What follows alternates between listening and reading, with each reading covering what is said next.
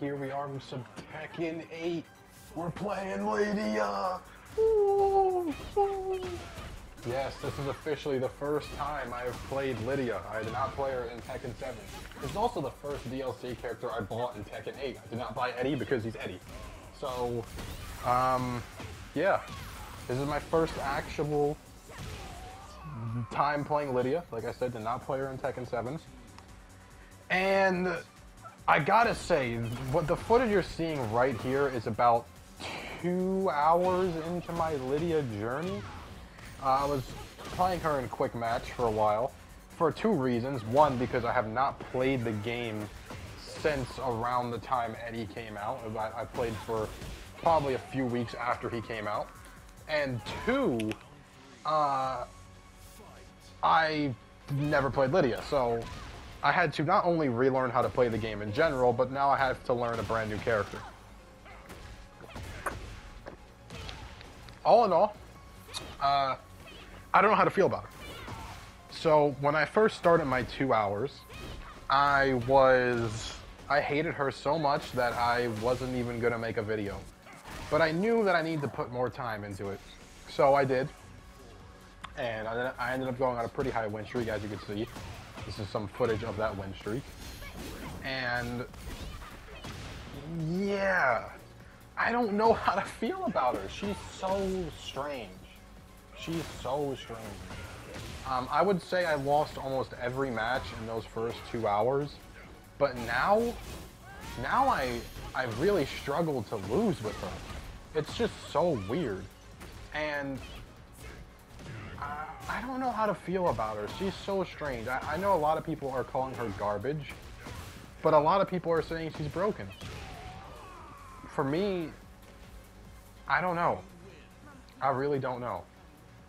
Her mids are insane, obviously. And that's about it. But her mids and her damage are crazy. She's just scary, but alright, here's what I want to say about Lidia. I do not know if she will be fun, or if she will be a healthy addition to the game long term. And the reason I feel that way is because, now correct me if I'm wrong, but it seems as though when Lidia enters that heaven stance, you know, where she has those 3 moves, the 3 most powerful moves, it seems like those moves are unreactable. Unless I'm wrong, but it genuinely feels like those moves in her heaven stance are unreactable. The unblockable, the mid that sends them flying really far, and the overhead bonk that sends them all the way into the sky. The bonk seems the most reactable out of all 3 of them, but that doesn't really matter because you have a mid and you have a high. A high is unblockable, so you're going to want to duck the unblockable, but then you can do the mid.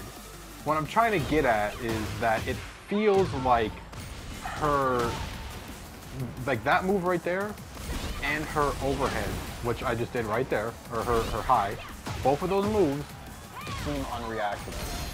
And what I'm trying to say is that I don't think it's a fun game plan in the long run. Because the longer you play this character, the more you're going to start losing to 100% RNG. Those are her best moves, without a doubt. That stance is her best move. It's broken. It's one of the best moves in the entire game, I thought. But the problem is that those moves are unreactable, at least it seems that way. Meaning, it is genuinely up to 100% chance if you hit those moves or not. And those moves are so powerful that they can oftentimes determine the round for Lidia. Because honestly, Lidia kind of struggles until she gets heat, at least it feels that way. But when she gets heat, I would argue she has the best buff in the entire game when it comes to getting heat. So, yeah, she definitely benefits from heat probably more than anyone. And I do like that design because it is cool that they're making a character that's really heavily focused on the new mechanics. I like that idea, but it's just that, like I'm saying, in the long run, it feels like Lidia will win or lose games on 100% luck, just depending on if the opponent guessed correctly. Now, obviously, that's a part of all fighting games, but like right there, he just ducked the unblockable high. If I did the mid, he would have gotten hit. And literally, we're talking, you know, like 50% damage if that hits. It's a big gamble, but it's not, it's kind of, like right now it's very fun because she's new. But in a few months, will it be fun? Will it be fun to get hit by that? Will it be fun to lose because your moves didn't land? I think it's an unhealthy gameplay design for both players. Because if you're defending it, then you just have to guess. But if you're the one using it, you just have to hope it hits. And that's really all there is to it. Unless I'm just wrong, right? Unless I'm just wrong, don't get me wrong, I'm not no expert. But it feels like those moves are unreactable, meaning it's 100% a guessing situation.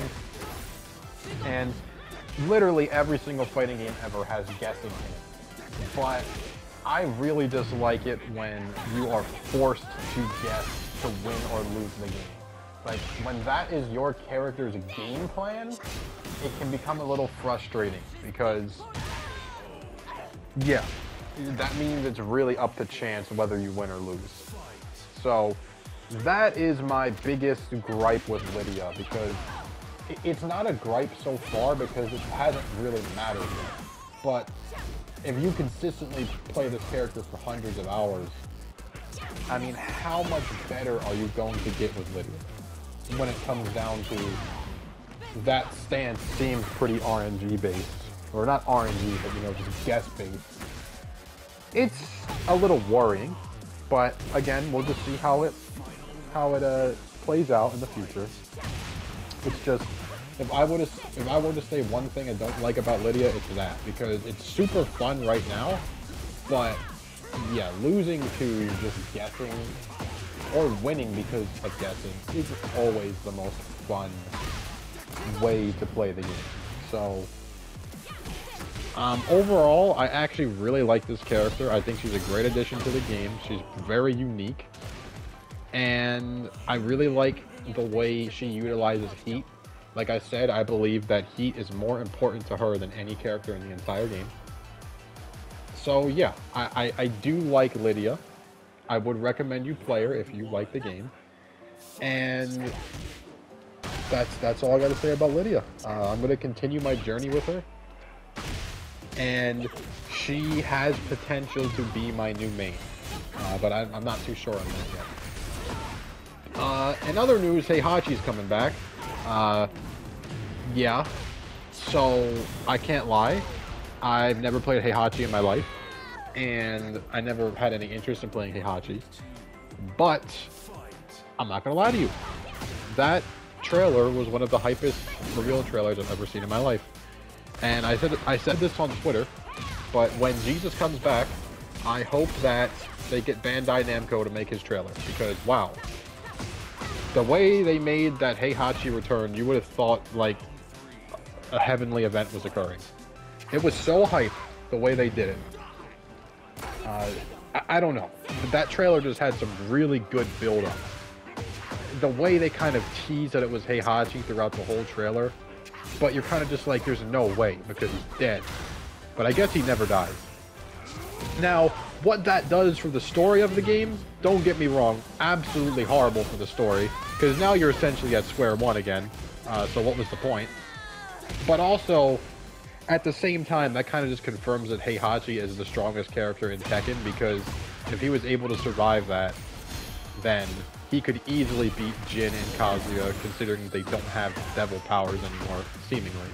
So if they don't have devil powers anymore, and Heihachi was able to survive a full-on fight against the devil power, then it's safe to say that he is the strongest character in Tekken. Meaning, we're back to square one. He's just gonna... It's kind of pointless. I do dislike what Heihachi does for the story of this game, but I don't care because that trailer was so hype. I don't care. It was so hype. And yes, I will be playing it. For the first time ever, I will be playing Heihachi, just because of the way they treated his return. It really felt like something big was going on. So, yeah, super hype. I love how unexpected it was. If you've been paying attention to Tekken 8, you would know that all of the DLC characters have been leaked, and they haven't been wrong so far. Except when it came to Heihachi. They did not leak Heihachi being in the game. If you don't know, it was supposed to be Marta. At least the leaks pointed that it was Marta. Because, number one, the color scheme matched. And number two, the leaks said that the DLC characters would be Eddie and Lidia. And guess what? That was true. So the leaks in the characters in the files were Eddie, Lidia, Marduk, and I'm not going to say the last one just because I don't want to leak anything, just in case that character does turn out to be true. So, yeah, Lidia, Eddie, Marduk. They all came true, except Marduk. So that was a super big surprise because we thought we knew who was going to be added to this game, but clearly we don't.